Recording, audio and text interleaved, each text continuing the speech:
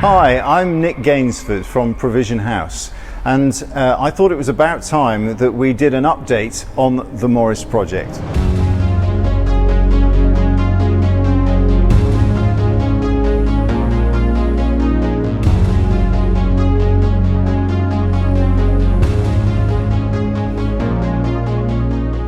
Since we last checked in, we have moved the Jaguar from DMC Motorcycles in Dudley, where we first displayed the car to the public, and we had our wonderful launch event with Fuzz Townshend on the 10th of May. And we've moved to this incredible place, which is called the Black Country and Marches Institute of Technology. Through an exciting collaboration with Dudley College, we have been offered the most incredible facility for the car's restoration. And it is here. This is called the hangar, and it is an engineering space that has been set up here for the students of the college. But behind me in the corner there is space for other projects to take place, and we have been given an area that we've set up now as a fully fledged workshop for the next couple of years as we see this restoration through to completion. So in setting up this workshop, we have been given all sorts of tools and equipment that is essential to this restoration. One fantastic addition was this lovely tool chest from Autojack Tools, that's Lumberjack Tools in Wolverhampton. They have provided all sorts of items from bench grinders to welding equipment, small MIG welder down there. These tools, of which we've filled with a lot of our own equipment, which is absolutely fantastic. Then we are on to things like jacks. There's a big trolley jack down here that we were given by Lumberjack Tools, and a range of other equipment, probably amounting to about £1,000 worth of support. Absolutely incredible. We couldn't have set this up without the help of people like that. So as you can see, the restoration work is clearly well underway.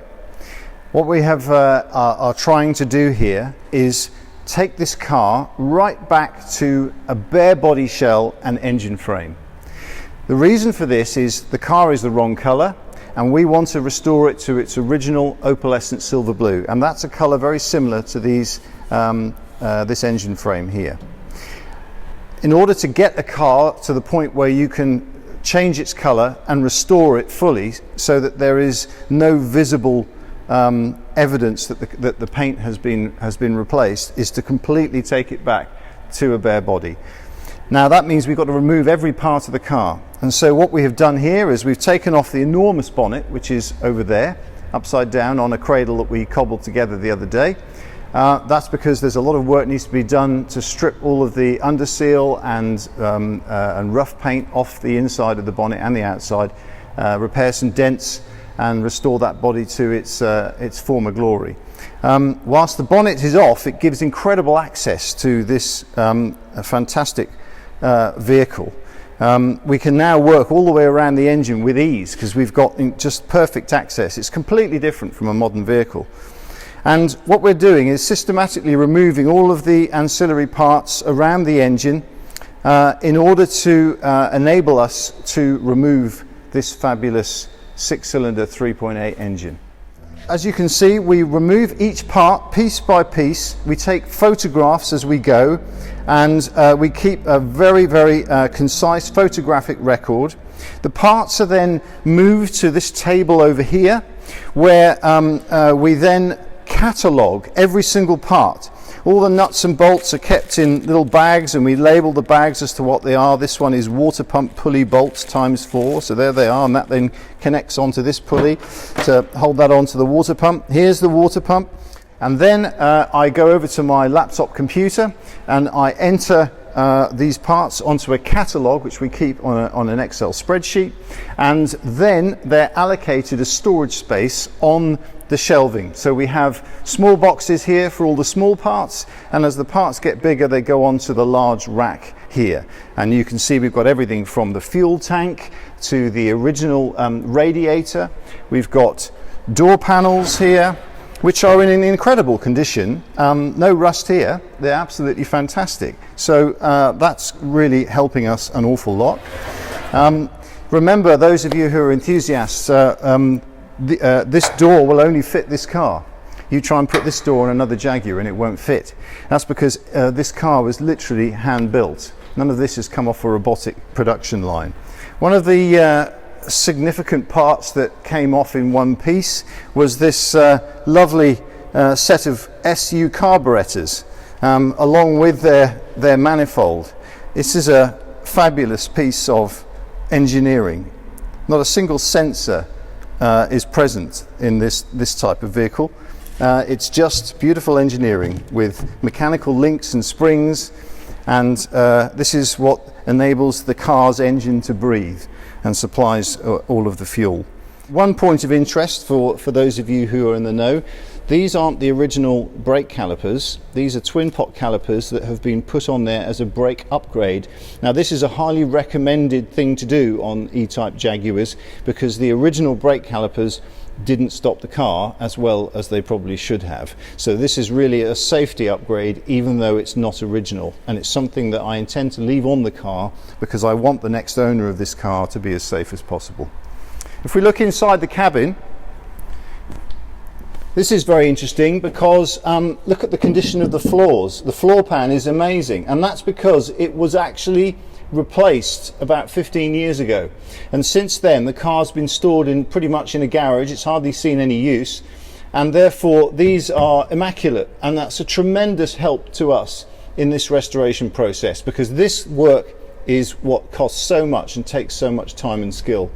Also in the boot, the floor pan has clearly been replaced there. Normally a car of this age you would expect to be like a tea bag, shot full of rust holes everywhere, but this car is amazingly sound and in really incredible shape. We have come so far since first concept of this project was developed in November 24. It's now July 25, and you can see a lot has taken place. We have worked systematically on this car to start the dismantling process.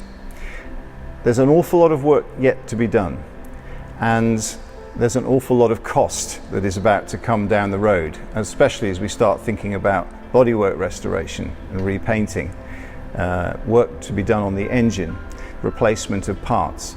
But thanks to people like SNG Barrett Group, we have already secured a significant amount of funding for parts, £5,000 in fact on account for us to tap into as and when we need it. We've had a gentleman called Chris Morgan, who is from Specialist Vehicle Services, who has come and conducted an assessment on the engine. He's tested the compression, the oil pressure, and looked inside the cylinder bores with a borescope. It's very important to remember that this project is all about the wishes of Maurice Pope, who donated this wonderful car to us in the first place in a will. And his desire was to see this car restored and then sold to fund further community projects across Dudley. But not only that, it was the process of the restoration that he was so keen to make possible. He wanted to make this car, this valuable vehicle, accessible to people who would otherwise never have the opportunity to lay hands on such a precious thing. So we want to see school children, college students, members of the public get involved in this restoration going forwards. But what we really need on top of that is some significant funding. The costs are going to rise as soon as we start to look at the bodywork restoration and working on the engine and replacement of parts. And whilst we've already secured donors such as SNG Barrett Group for parts, the bodywork's going to cost a lot of money. And if you, like us, want to see this car restored to its former glory, and then to see that the potential for further community projects coming out of this eventual sale of this car, then please donate to the Maurice Project and make this possible.